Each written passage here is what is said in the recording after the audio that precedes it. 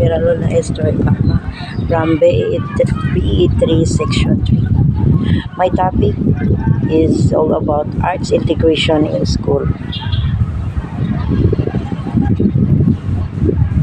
Arts education in school was thought to be a luxury, and arts classes were cut from the curriculum to make room for more time to prepare for standardized tests.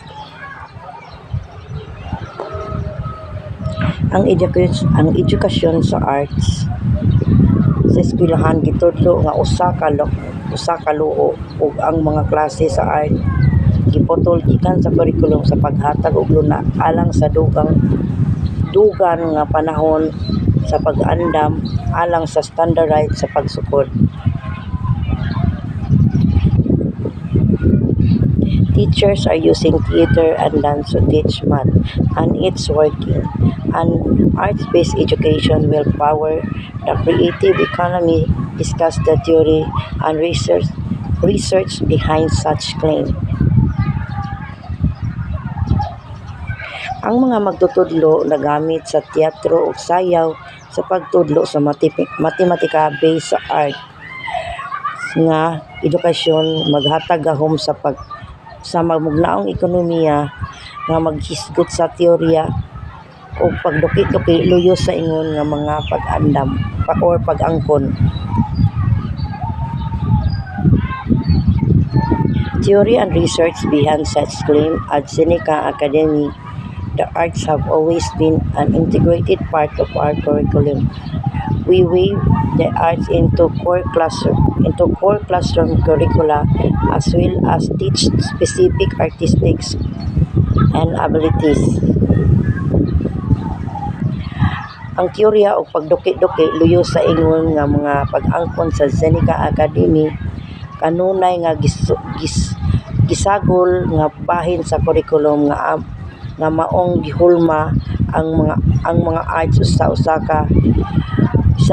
ka core nga classroom na curriculum sa classroom ingon man nga gitudlo nga mga kahanas sa arts o abilidad. Here is what behind learn to experience about why arts integration is so important.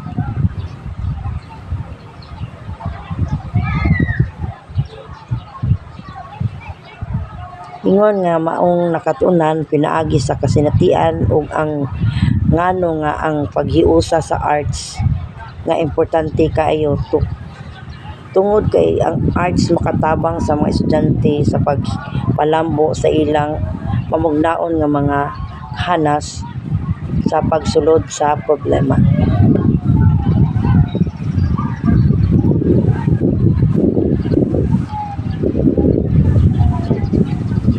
Teaching through the arts can present difficult concepts visually, making them more easy to understand. Ang pagtudlo sa arts nagrepresenta sa lisod nga konsepto nga visually. Naghimo kini nga mas madali nga masabtan sa mga bata ang sa imong gitudlo. Helps students with the development of motor skills.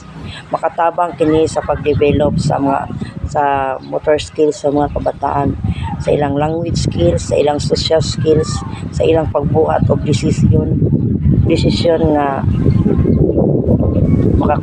makamugna sila kung sa ilang mugnaon nga mahimo nila nga arts. Example, maghimo sila og sila ilang drawingon makatabang kini sa mga bata sa ilang mabus ilang confident ilang kahibalo sa paghimo og arts. Visual art teach learners about color. Ang visual arts natudlo kini sa mga colors like kindergarten kani maghimo ka og visual arts kung magtudlo ka og color para ma-identify nila kung saan nga color sa anggulo. Layout, perspective, and balance, all techniques that are necessary in presentation. Kinahanglan ang tanan technique necessary gid siya sa gagamit o lang ang presentation aron masabi sa mga kabataan sa atong ituro sa ila. Labi na gyud sa mga kindergarten to grade 1 student. Integrating arts with other disciplines reaches students who might not otherwise be engaged in classwork. Ang pagsagol sa mga kabataan.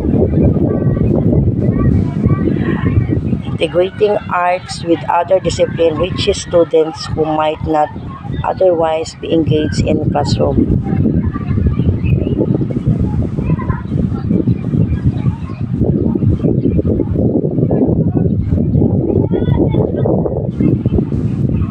Ang pag-integrate sa art sa ubang disiplina makaabot sa mga estudyante nga dili tingali mo apil sa buluhaton sa klase makatabang mat ang arts makatabang pud ni sa pagtudlo sa mga kabataan labi na sa mga batang nga dili ka apil sa mga activities kay tungod siguro dili nila masabtan unsa ang gitudlo kaning arts makadani sa ilang makita aron ang mga kabataan nga dili kayo mag-participate dili makasabot sa ilang kung sa gitudlo sa teacher maengganyo sila pinaagi sa mga colors o sa mga drawing nga ilang makita.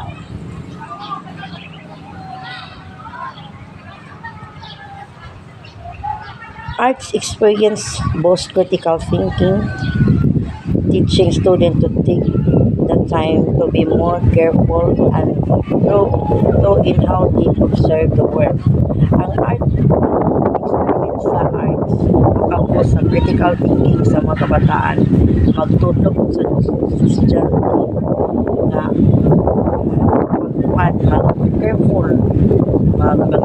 mag-careful sa pag-obserba sa kalibutan. The arts provide challenges for learners in all levels. Ang arts ka provide kuni sa challenges sa tanang level gikan sa preschool to college provide gyapon ni ang arts sa tanang nga level through drawing or etc. Arts education connects students with their own culture as well as wider world. Ang arts education na-connect po ni siya sa mga own culture sa mga estudyante, labi na gyud sa ilang mga sinuotan, sa ilang mga kultura nga ilang nahamit sa ilang kaugalingon o sa ilang mga parents, kinahanglan niya ang culture. Ang arts education na mo ni nakakonect sa student na para matutlo kung saan o sa meaning o dili lang kita. And this is all my topic for arts education. Thank you and God bless us all.